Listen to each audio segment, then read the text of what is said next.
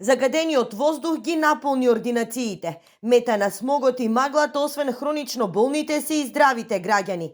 Не се поштедени ниту децата, алармираат лекарите.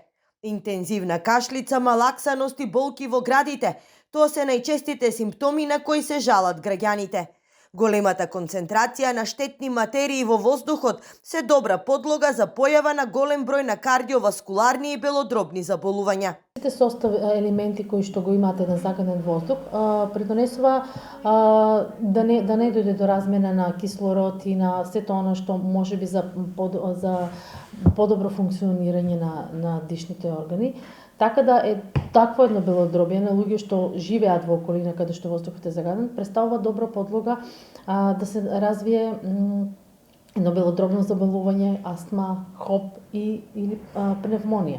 Заштита од аерозагадувањето барем за сега нема, но може да се намалат штетите, советуваат лекарите. Да не се излегува надвор ако нема потреба, значи нивните обврски не налагаат, меѓутоа да ги избегнуваат и гужвите, денови на празници се, каде што фамилии, пријатели во затворен простор. Ако веќе тоа го правиме, да се проветруваат почесто просториите каде што престојува поголем број на луѓе и редовно да ја земаат својата пулмолошка или кардиолошка терапија. Уште на стартот од грејната сезона активистите укажуваат дека оваа зима ќе се гушиме во смог, што се должи на изгорскапите дрва и струја.